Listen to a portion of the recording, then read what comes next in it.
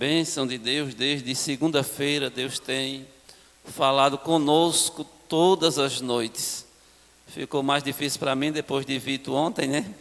Para a gente falar, mas há um tema da nossa campanha. E não é obrigado a falar no tema, irmão, mas a gente sempre, vez outra, fala. E Deus tem falado conosco neste tema. Até aqui nos ajudou o Senhor. Até aqui nos ajudou o Senhor. Isso quer dizer que o Deus que foi conosco até aqui, Ele vai continuar conosco. Ele não vai lhe deixar. Você pode ter essa certeza. Se Deus chegou até aqui, então Ele vai até o fim. Porque Deus não é Deus que faz as coisas pela metade. Deus não começa um negócio e deixa pelo meio, irmão. Deus, quando começa, Deus termina. Glória a Deus. E você pode alegrar o seu coração nesta noite, porque Deus tem nos ajudado. E na leitura que nós estamos fazendo toda a semana, essa leitura que nós estamos fazendo, esse texto, irmãos, nós não temos como desassociá-lo da Arca da Aliança.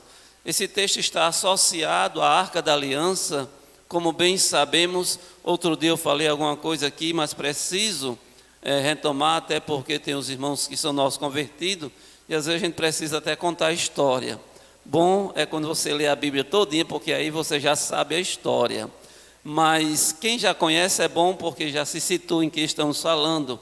E este assunto, e deste texto que nós estamos falando, e desta condição de o povo, quando vai lutar com os filisteus, e eles pedirem para Samuel orar por eles, é exatamente porque a arca não estava mais no meio deles. E eles agora recorrem a Samuel e diz: ore por nós. Por quê? No capítulo de número 7, onde está o nosso tema, o versículo de número 2 diz assim: e sucedeu que desde aquele dia a arca ficou em Queriate Jearim. Tantos dias se passaram que chegou até 20 anos, e lamentava toda a casa de Israel após o Senhor. Qual era o lamento agora? Eles estavam sendo afrontados pelos filisteus, estavam prestes a enfrentar uma batalha, mas eles lamentam porque eles não têm a arca da aliança. Nesse contexto aqui, já fazem 20 anos, eles diz aqui, já faz cerca de 20 anos que a arca não está mais com eles. E quando a arca estava com Israel, o que acontecia? Deus deu grandes vitórias a Israel por meio da Arca da Aliança. Mas o que era a Arca da Aliança? Uma caixa de madeira que Deus deu instrução a Moisés.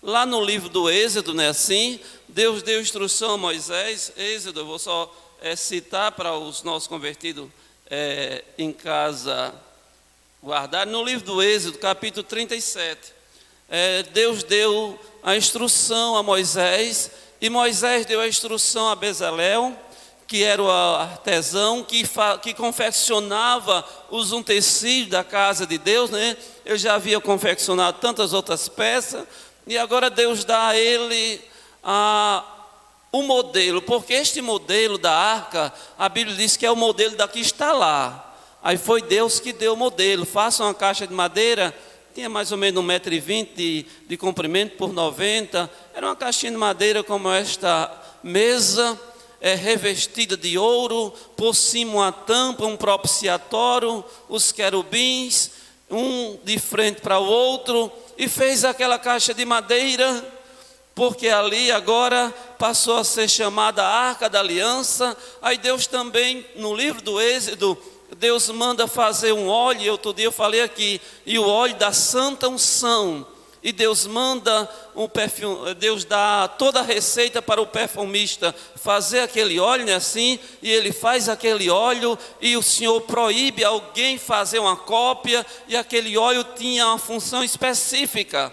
Ele foi feito para ungir Arão e os seus filhos como sacerdote. Ele foi feito para ungir os utensílios da casa do Senhor, e com ele também se ungiu a arca. Quando esta caixa de madeira revestida de ouro, ela é ungida, ela muda, porque agora ela passa a ser algo santo, uma peça que estava no tabernáculo, ela passa a ser santo. Tudo que foi ungido passou a ser santo. Então essas coisas sagradas agora passou a ser algo sagrado. A arca tem um simbolismo maior ainda, porque dentro da arca foi colocado as tábuas da lei, foi colocado o maná, o maná, e foi colocada a vara de Arão que florescera. Eram os 3 objetos que estavam dentro da arca, para que eles lembrassem do que Deus havia feito com eles. E essa arca passa a ter uma importância muito grande no meio do povo. Daí se faz uma tenda, se tem os sacerdotes, os levitas, e só eles podiam conduzir a arca. Eu vou frisar isso para você não esquecer, porque lá na frente você vai ver que não deu certo, porque fugiu do modelo que Deus tinha dado. Quando Deus manda fazer a arca, Ele manda fazer 2 varas, não é assim? E as argolas que colocava sobre aquela arca, e eram os sacerdotes, os da tribo de Levi, pegava aquela arca no ombro e conduzia ela, e ninguém podia olhar, ninguém podia abrir, ninguém podia conduzir, só eles tinham o privilégio de estar. E o sumo sacerdote, quando para oferecer, uma vez por ano que ele entrava no Santo do Santo, porque a arca estava no segundo véu, no lugar santíssimo, de onde Deus falava da nuvem com o sacerdote.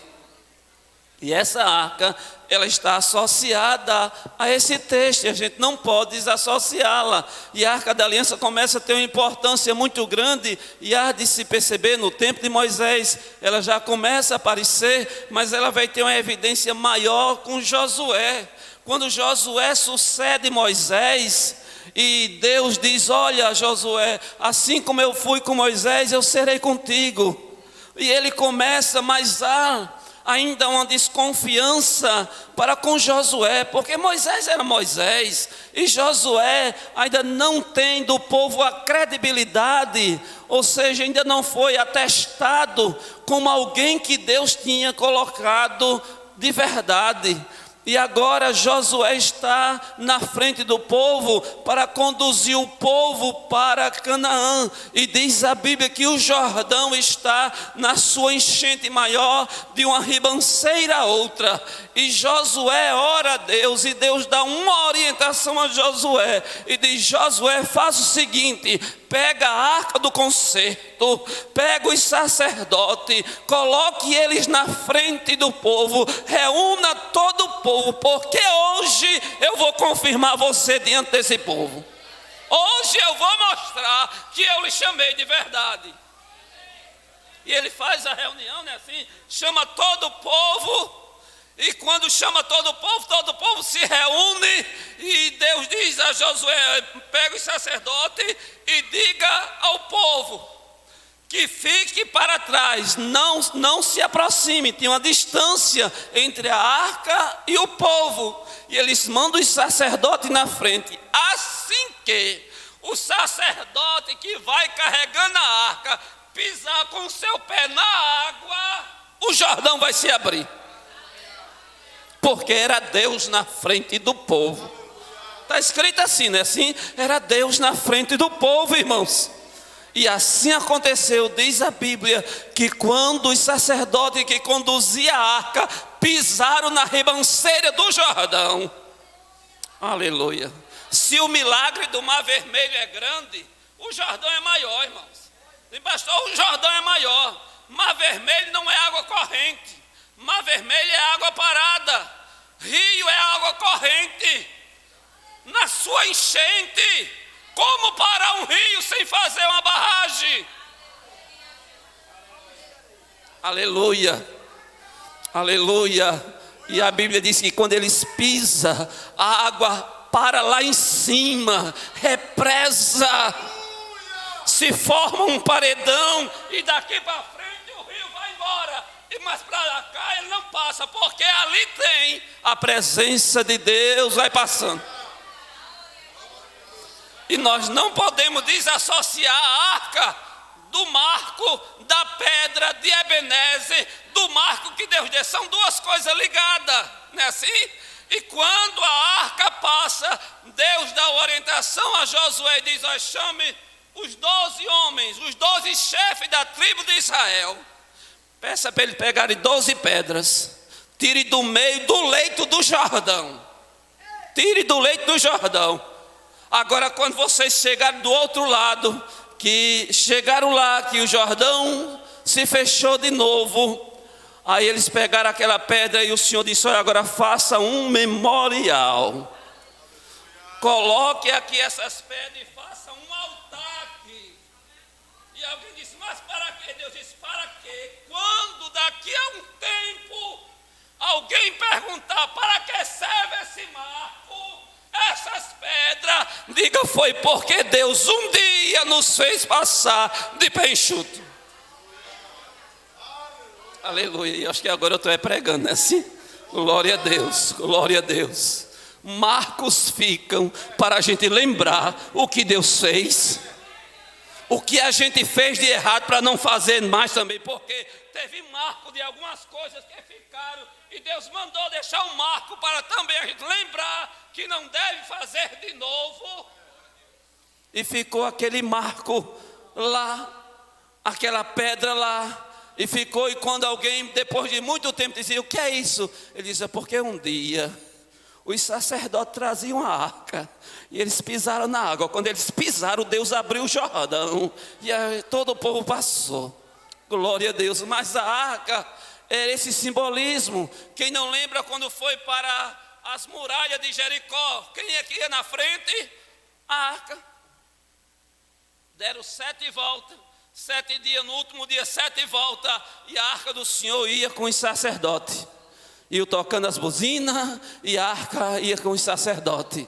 E eu não sei lhe explicar, mas eles gritaram e as muralhas venceram. E essa arca agora passa os anos, Josué passa e vem os juízes sobre Israel, governa sobre Israel, e chegamos quando agora o tempo de Eli, que julga Israel, um juiz de Israel, e a arca agora está onde? Quem não lembra de Ana? 1 Samuel, Ana ia para onde todo ano? Para Siló. O que é que ela ia fazer em Siló? Adorar a Deus. O que é que tem em Siló? A arca da aliança, a presença de Deus. Todo Israel subia todo ano para adorar a Deus lá em Siló, porque lá estava a presença, a arca da aliança, e ele levava oferta, né? Assim, lembra que ia levar uma oferta e apresentava o Senhor, o Cana levava as ofertas, né? Assim, todo mundo levava a oferta, ele levava e dava a Penina e dava a Ana para oferecer ao Senhor, né? Assim, e ali estava a arca da aliança. E por muito tempo a arca da aliança ficou ali, e Deus deu muitas vitórias a Israel. Quando a arca ia na frente, os inimigos tinham certeza: nós vamos ser derrotados, porque a arca do Senhor vem. Mas o que acontece no tempo de Eli, agora, Jesus da glória, agora que eu vi a hora, Jesus, não tem o que fazer. No tempo de Eli, irmão, aí a arca está lá. E os filisteus se levantam para guerrear, não é assim? Contra Israel. E Israel vai guerrear e sofre uma derrota. E quando eles sofrem essa derrota, aí eles lembram da arca. Aí diz, como o Vitor disse ontem, Ofni e Finéia, que eram os filhos de Eli, desmantelado, desviado. uns ímpios dentro do templo, sacrificando, pegavam o melhor, não adianta nem falar deles, e vem pegar a arca. Aí vocês vão perceber o que eu estou falando, não vou nem ler o texto, vocês vão perceber porque está nesse texto. Aí quando eles vêm pegar a arca, que os filisteus ouvem falar. Porque quando a arca chega no arraial, nesse texto que eu estou falando, a Bíblia diz que foi uma alegria tão grande que o chão tremeu. Está escrito assim, que o chão tremeu. E quando os filisteus escutam aquele barulho, aquela zoada, aquela glória, porque a glória eles... E alguém diz, é a arca de Deus.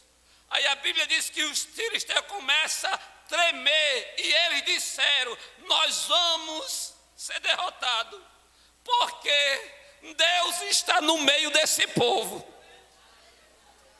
Mas, ainda assim, eles disseram, vamos lutar, a gente é homem, e homem tem que lutar. Não foi? Até o rei disse, vocês são homens, sejam homem, lute.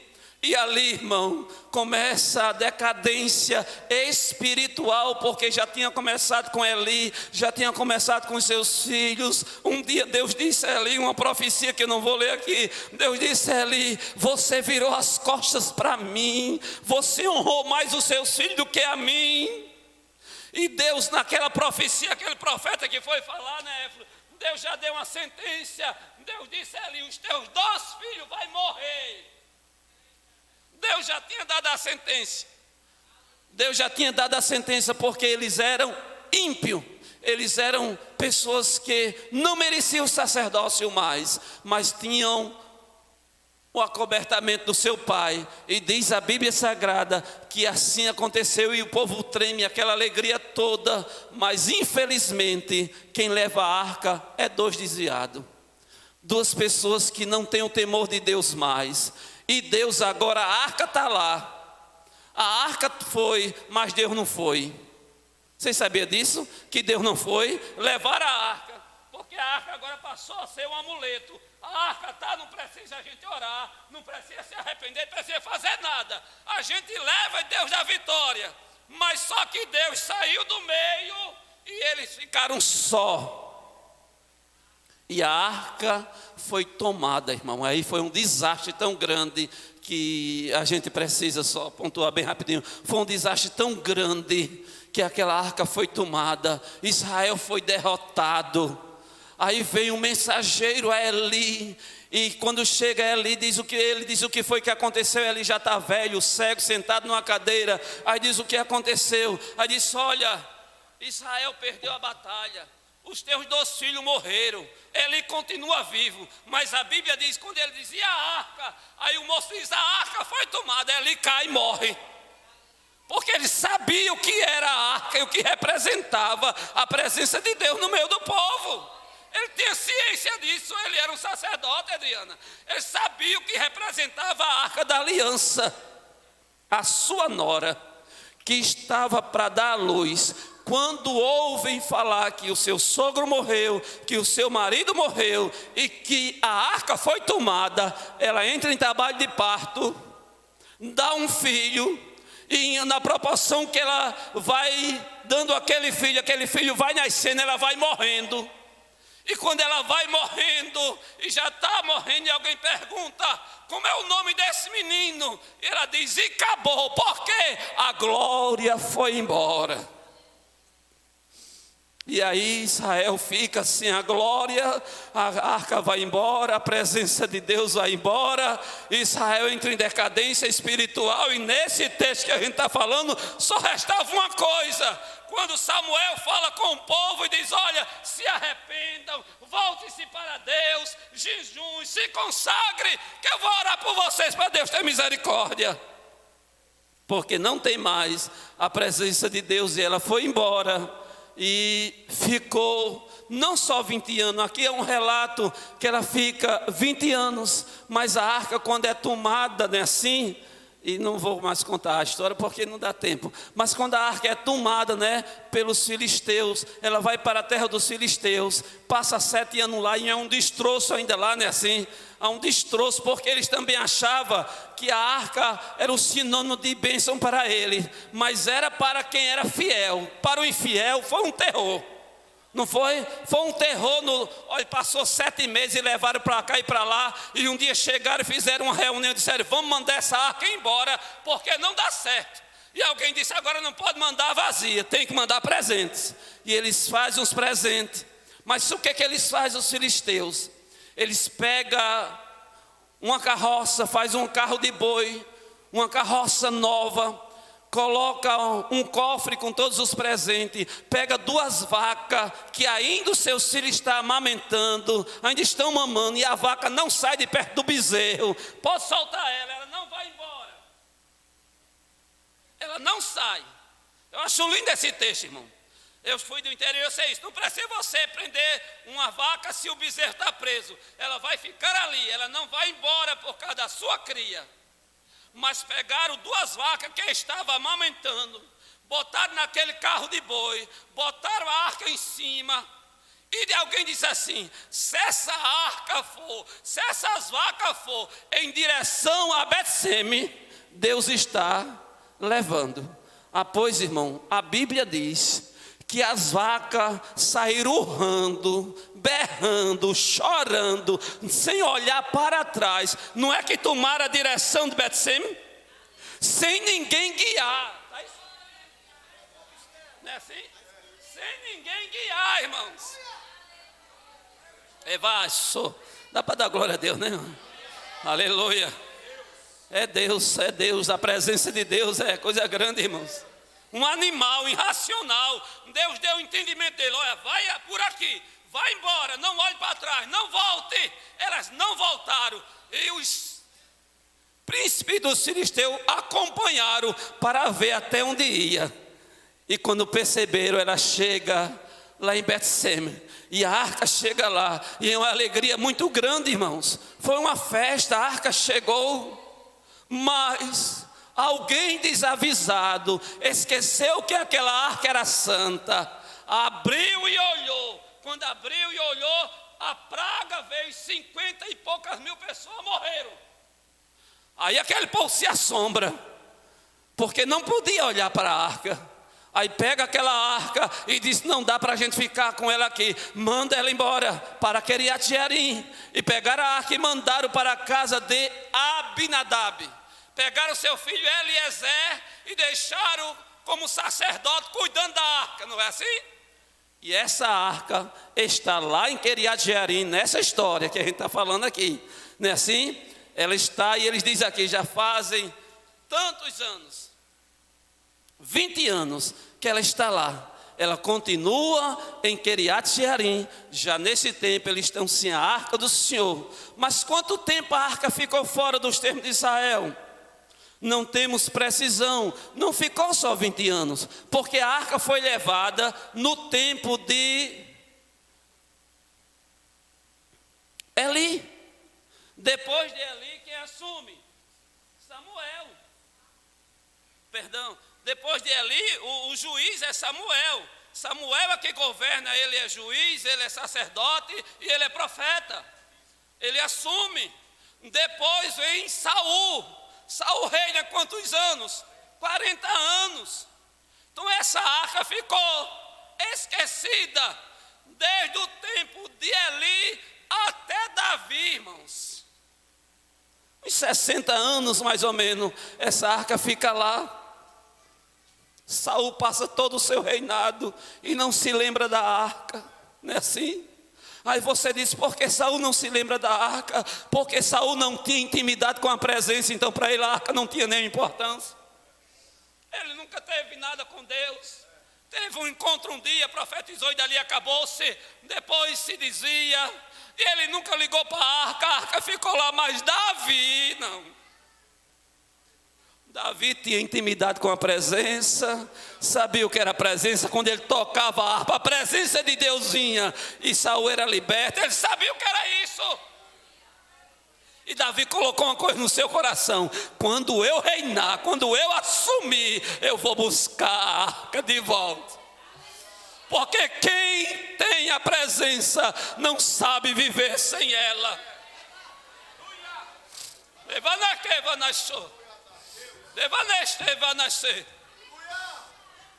Quem desfrutou da presença verdadeira não sabe ficar sem ela.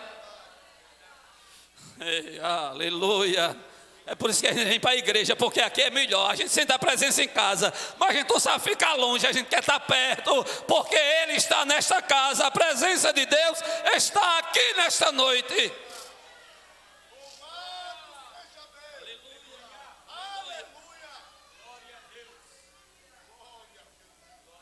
Aleluia, aleluia. E Saul nunca liga para isso, mas Davi assume o reinado e reina 7 anos em Hebrom. E depois ele reina sobre todo Israel. E quando ele reina sobre todo Israel, ele reúne todo o povo e diz: vamos buscar a arca. E faz uma convocação e diz: vamos buscar a arca. Mas Davi esquece do modelo que Deus tinha dado, e Davi agora imita o modelo dos filisteus. Mas o modelo do mundo não dá certo para as coisas de Deus. Não vou nem falar disso, não é assim? Mas não dá certo, irmão.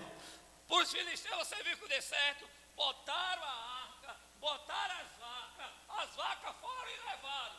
Mas com Davi não deu certo. Por quê? Qual era o modelo?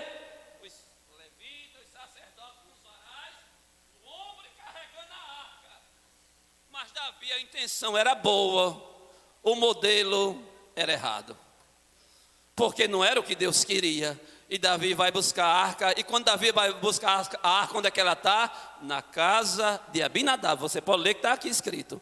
1 Samuel, você vai ler 2, 3, 4, 5. Lá no 2 Samuel, capítulo 6, é onde ele vai buscar a arca. A arca ainda está na casa de Abinadab. Esse tempo todo a arca passa na casa. 2 Samuel capítulo 6, ele vai buscar a arca. Aí quando eles trazem a arca num carro novo, bonito, os boi novo, bonito, aí a arca vem, aí quem vem com ela, quem vem acompanhando os 2 filhos de Uzai e Aiô, que é os 2 filhos de Abinadab. Aí vem acompanhando, aí chega num leirão daquele, numa baixa, a arca tomba. Aí Uzai bota a mão. Botou a mão, Deus fulminou, irmãos. A intenção era boa. Deixa eu trazer uma aplicação agora. Está sendo gravado isso. Glória a Deus. Deixa eu trazer uma aplicação. Aleluia. A arca tem dono.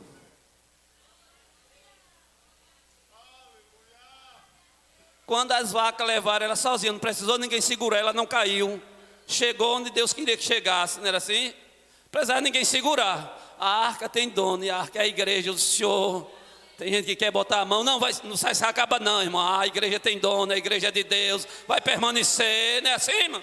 Ah, irmão, vou acabar com a igreja. Vai não, irmão, a igreja permanece. A igreja é de Deus, tem gente botando a mão, não bota a mão. Não já viu muita gente botando a mão? A igreja está desmantelada. Outro dia eu vi alguém pregando e disse: essa é a geração pior que existe. Pior é tu, a geração é de Deus, a igreja é de Deus.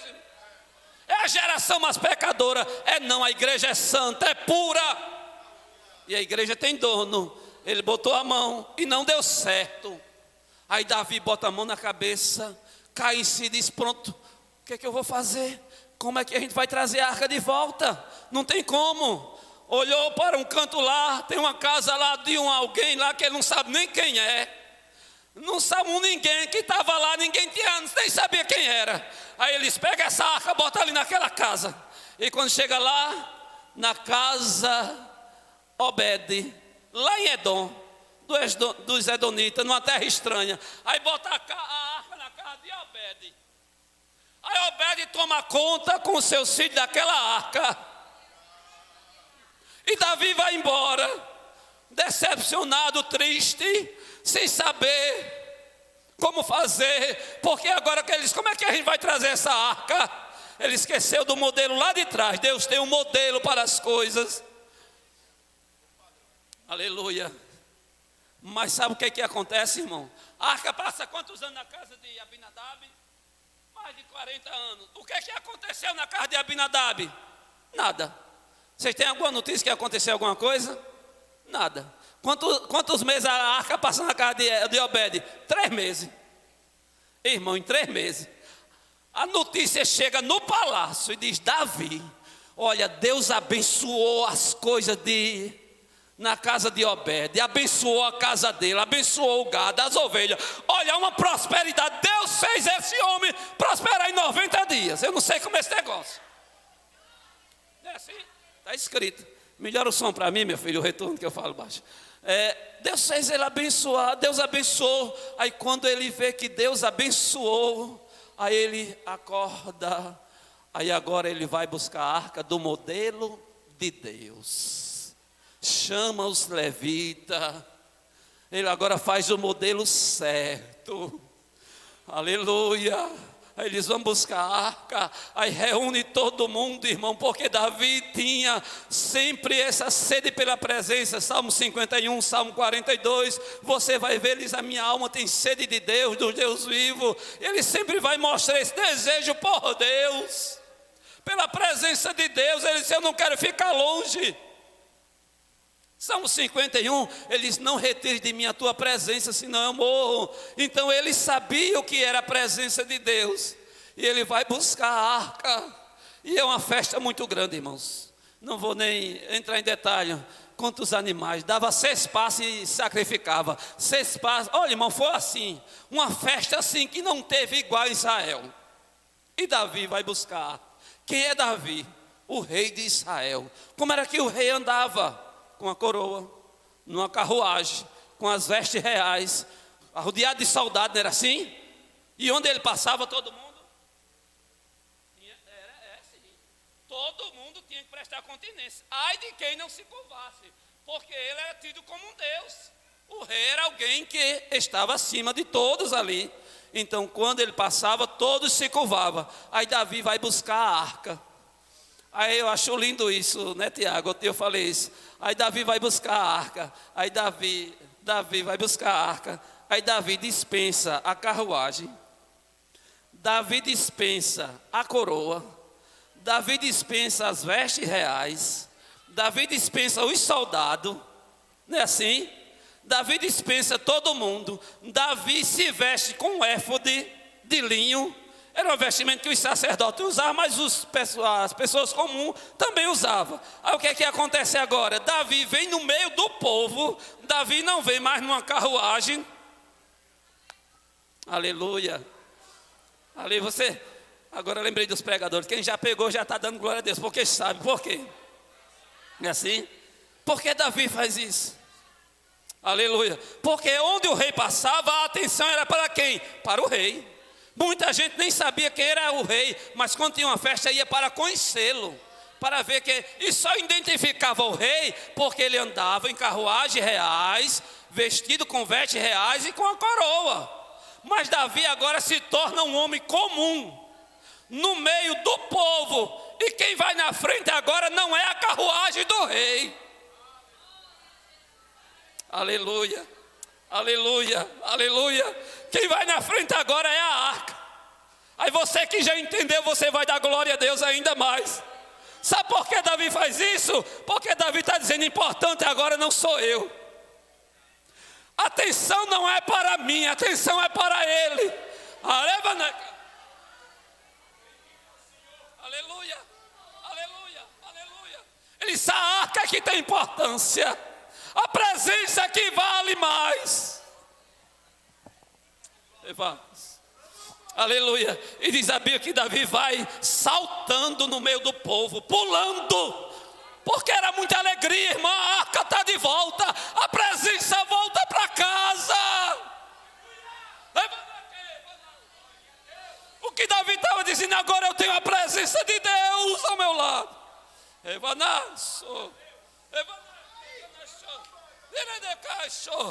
Ela está aqui nesta noite. A presença de Deus está aqui nesta noite.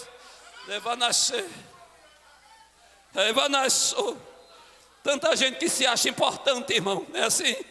Tanta gente que se acha famoso. Aleluia. Mas o importante não é o homem. O importante é Deus, irmãos. Não é pastor, não é pregador, não é Adriano. Tem gente que acha...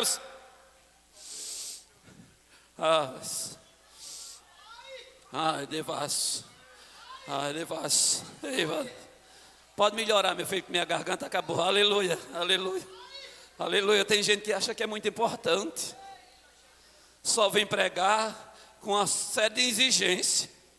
Escolhe até o hotel, o que tem que comer, o carro que vai pegar. Não vai pegar num carro vai fraco não, que ele não quer vir não.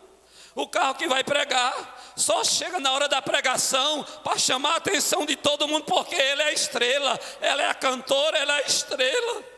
Mas eu quero lhe dizer nesta noite, desapareça. Quem tem que aparecer é Jesus, é Jesus, é Jesus.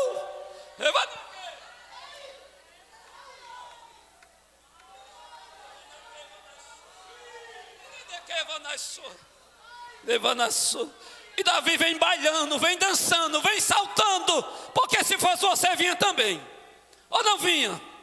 A presença voltou. Aleluia, aleluia, aleluia, aleluia, aleluia, aleluia. E quando ele vem voltando, quem está na janela olhando é a sua esposa Mical. E quem é Mical? Filha de Saul. Quem é Saul? Um ímpio que nunca se importou com a presença. E você acha que Mical sabia o que era isso? Também não sabia. Por isso ela criticou Davi, porque não sabe o que é a presença, não sabe o que é a alegria do Espírito, não sabe. É por isso que alguém lhe critica quando levanta a mão. Alguém diz: para que esse pastor grita tanto? É porque eu sinto a presença dele na minha vida.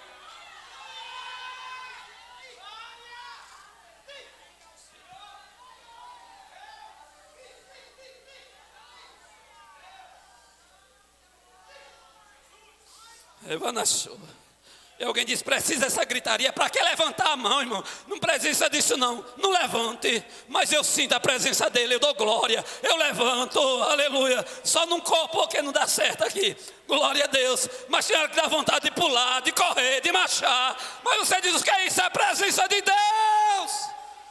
Mas quem é? Eva, mas quem nunca teve contato com ela sabe o que é isso? Sabe não, irmão.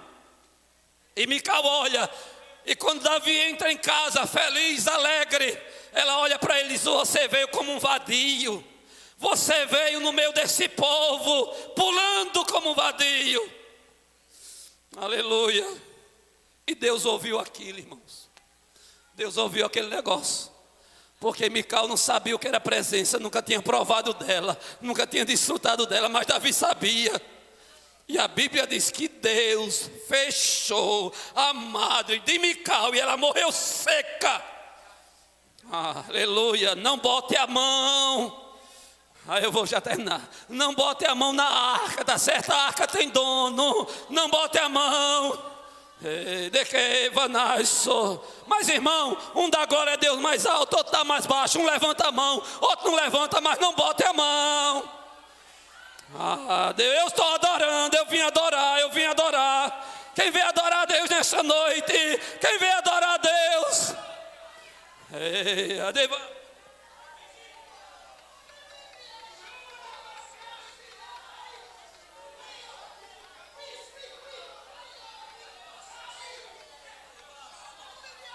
Aleluia. Naquele dia era desse jeito. Quando a arca foi entrando em Israel, era desse jeito, o povo adorando, glorificando, dizendo: é a presença. E alguém dizia: o que é isso? É a presença de Deus que está chegando. Aleluia. Até aqui nos ajudou o Senhor. Aleluia. E ele bota a pedra, Ebenezer. Aleluia, aleluia. E a arca está associada a esta pedra. Aleluia. Eu não vou mais falar, mas quantas pedras? O livro de Samuel tem pelo menos 9 referências a esses marcos, irmãos, que Deus faz ele colocar ali, ó. Aleluia. Deixa eu terminar dizendo a você: Deus tem deixado marcos na sua vida. Aleluia. Mas a presença dele tem lhe acompanhado todo o tempo. Aleluia, aleluia, aleluia. Eu vou citar pelo menos 2 exemplos, ainda tem. Quem não lembra de Jacó quando foge para a casa do seu tio Labão, lá em Padã Arã, fugindo, e vai escondido, com medo de com medo de Esaú matá-lo. E a Bíblia diz que ele chega em um lugar e está cansado, com fome. Aí diz a Bíblia que ele pega uma pedra, coloca como cabeceira e pega no sono. E ele pegou no sono, em cima daquela pedra. E quando ele dorme, ele tem uma visão. Aí qual a visão que ele tem? E uma escada, que o topo era dos céus e o pé aqui na terra. Aí naquela escada ele via que tinha anjos subindo e anjos descendo. Anjos subindo e anjos descendo. Anjos subindo e descendo. Aleluia. A escada era do céu à terra, da terra ao céu. E ele acorda, aí diz: isso que é terrível esse lugar. Deus está nesse lugar. O nome daquele lugar era Luz. Aí ele diz: a partir de hoje esse lugar será chamado Betel, casa de Deus. Aí o que é que ele faz ali? Pega aquela pedra, derrama óleo sobre ela e unge ela. E diz: a partir de agora essa pedra é um marco do encontro com Deus. E ali ele faz um voto, vai embora. Depois de 20 anos, não é assim? Aí Deus manda ele voltar. Aí quando Deus manda ele voltar, aí Deus diz: lembra lá da pedra? É mais ou menos assim, lembra? Daquela pedra, onde você não tinha nada, que eu lhe abençoei aqui, fiz você prosperar. Você chegou aqui sem nada, você está rico, com muitos servos, muitas servas, muito camelo, muita ovelha, muito gado, muita gente. Você está rico, tá? Volte. Agora quando você voltar, Jacó, vá lá naquela pedra, lá em Betel, aonde você fez um voto e sacrifício lá de novo. E quando Jacó volta, a primeira coisa que ele faz é ir em Betel. Ele deixou um marco lá. Mas o marco, esse é um marco de vitória. Mas Josué também deixa alguns marcos, e eu vou terminar com eles. Ele deixa alguns marcos. Josué, quando vai para uma guerra e lutar contra uma cidade pequena por nome Ai, e ele até não faz muito caso, ele manda poucos soldados.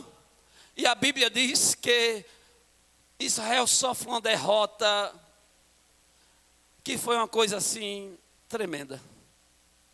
Tremenda. Ele sofre uma derrota e ele não sabe por que é aquilo. E depois a gente ele descobre que era por causa do pecado de um homem por nome Acã, que estava em pecado. E Deus havia punido Israel por causa do pecado. A arca não foi naquele momento. E ali quando eles voltam, derrotado, diz a Bíblia que Josué também coloca uma pedra.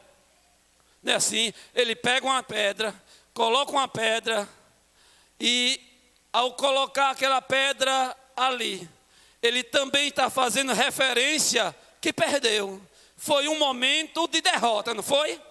Foi um momento de derrota. E ele chama aquele lugar de Vale de Jacó. E colocou uma pedra ali. E aquela pedra era o símbolo de quê? Que foram derrotados, foram vencidos por causa do pecado.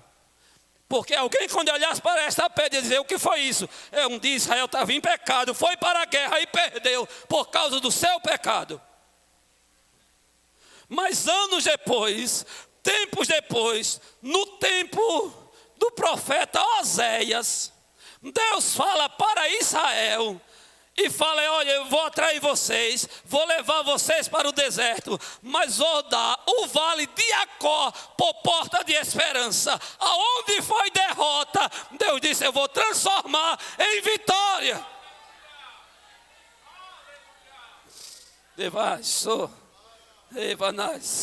Eu vou só perguntar: quantos marcos tem na sua vida? Olhe para eles. Ele serve para aumentar a sua fé, para ver que Deus foi com você até aqui. Olhe quantas vezes Deus lhe deixou, quantas vezes Ele lhe abandonou. Mesmo quando você falhou, Deus ainda inverteu a maldição em bênção depois. Mesmo quando a gente erra, depois a gente se arrepende e Deus muda o vale de derrota em vale e porta de esperança. Aleluia, aleluia. Dá para você olhar para os marcos que tem na sua vida. Hoje eu passei ali com Débora numa rua ali em Tiró, onde tem a Arituba. E ali era a casa de uma amiga nossa, amiga de minha sogra, de Débora. E quando a gente passou hoje lá, eu não lembrava mais. Ela disse: era aqui que morava a irmã Madilene, que já dorme no Senhor. Ela disse: foi neste lugar, nesta casa, que há mais de 35 anos atrás, Deus lhe fez uma promessa, que ia lhe abrir uma porta na Caerne, uma porta larga, eu não sabia, mas foi na Caerne, há mais de 35 anos, após hoje eu passei lá, aí Débora lembrou: está aqui tem um marco. Foi aqui que Deus me ajudou. Quantos marcos tem na sua vida? Olhe para trás. Quantas vezes Deus vai lhe deixar agora ou deixa não? Deus está dizendo, eu fui com você até aqui, eu vou com você até o fim. Dê o que der, eu vou com você. Eu sou com você, não lhe deixo, não lhe desamparo, não lhe deixarei, não lhe desampararei. Eu irei contigo, abrirei as portas, quebrarei o serrolho de bronze, mas eu vou lhe dar vitória e você vai ter vitória e vai ficar um marco. Foi aqui que Deus deu vitória. Oh, aleluia. Quantas vezes eu já me ajoelhei nessa cadeira aqui e pedi algo a Deus. E quantas vezes eu voltei nesta mesma cadeira aqui de joelho, eu disse, Jesus, foi aqui que eu pedi. Aqui o Senhor me atendeu e eu te louvo. Quantas vezes lá no meu trabalho, uma cadeira que tem lá, um canto que tem lá, eu pedi alguma coisa a Deus chorando, em situações que não tinha o que fazer, e Deus deu vitória. Aí quando Deus dá vitória, eu me ajoelho lá de novo e digo, Jesus, foi aqui que um dia eu chorando, eu pedi. E hoje eu estou voltando para te dizer muito obrigado, porque o Senhor me atendeu, porque aquele lugar ficou marcado. Lá no seu quarto tem um lugar, lá na sua casa, lá na pia de lavar louça. Quem sabe lá você está chorando, lavando a louça, mas um dia você vai estar lá. Jesus, foi aqui que eu chorei. Ei. Aleluia, aleluia, aleluia, aleluia, aleluia, aleluia, aleluia. Eu vou terminar. Deus abençoe. Glória a Deus. E tantos outros marcos que Deus tem dado e a gente precisa entender. Josué capítulo 24, não é assim? Ele coloca uma pedra lá. Aquele povo faz um concerto com Deus, não é assim? Quando o povo se conserta, ele diz, agora eu vou levantar um altar aqui, uma pedra. E essa pedra é testemunha que vocês prometeram ser fiel a Deus. Aleluia. Oh Jesus, deixa eu concluir agora. Aquele lugar, oh Jesus, na beira da cama, naquela rede, naquele sofá, naquela cadeira, naquele quintal, naquela pia, naquele trabalho. Aí, ali tem um lugar que um dia você chorou. Ali, Vanás, tem um marco ali. Quando você chega lá, você lembra. Foi aqui que eu chorei. Mas Jesus, eu estou voltando aqui para te agradecer. Aí. Quantas vezes lá na minha casa, Paulo sabe, tem uma laje lá em cima. E quantas vezes eu andei por ali, levantando as mãos, dizendo, Jesus, como é que eu vou fazer esse negócio? Como é que eu vou terminar essa obra? Jesus não tem condição. Mas quantas vezes eu já não voltei lá, Adriana, levantei as mãos do mesmo jeito. E disse, Jesus, muito obrigado, tá vendo? A minha mão está levantada de novo aqui, tá vendo? Isso tudo aqui foi o Senhor que fez, foi o Senhor que deu. Então, muito obrigado pela minha família, pelo meu filho, pela minha nora, minha neta, minha casa. Eu levanto as mãos e agradeço de novo. Agradeça, porque são marcos que Deus deixa na sua vida. Amém, amém. Eu queria cantar para a gente terminar. Glória a Deus. Chega, irmã. É a senhora mesmo. Irmã Silva, bota um hino aí, um hino bem bonito aí, que ela só tem hino bonito. Manda botar um hino bonito ali, vamos terminar cantando. Aleluia, aleluia, aleluia, aleluia, aleluia, aleluia. Eu não sei como alguém deixa de vir para a igreja, alguém deixa de sentir a presença de Deus e não sente saudade, irmão. Não sente mais falta. Nessa pandemia tinha gente que chorava, vai para a igreja. Teve uma irmã lá que disse, pastor, eu quero ficar só na porta. Mas eu não aguento ficar longe não, eu quero ficar só na porta. Aleluia, aleluia. Não se acostume longe da presença de Deus. Quantas vezes já dirigindo, eu fui me pego chorando, dando glória a Deus. Já aconteceu com você? De repente você está ali, é a presença de Deus. Você está andando na rua, alguém acha que você está triste, você está chorando. Aleluia. Diz, o que foi que aconteceu? É a presença de Deus na sua vida. Amém, vamos ficar de pé. Porque, glória a Deus.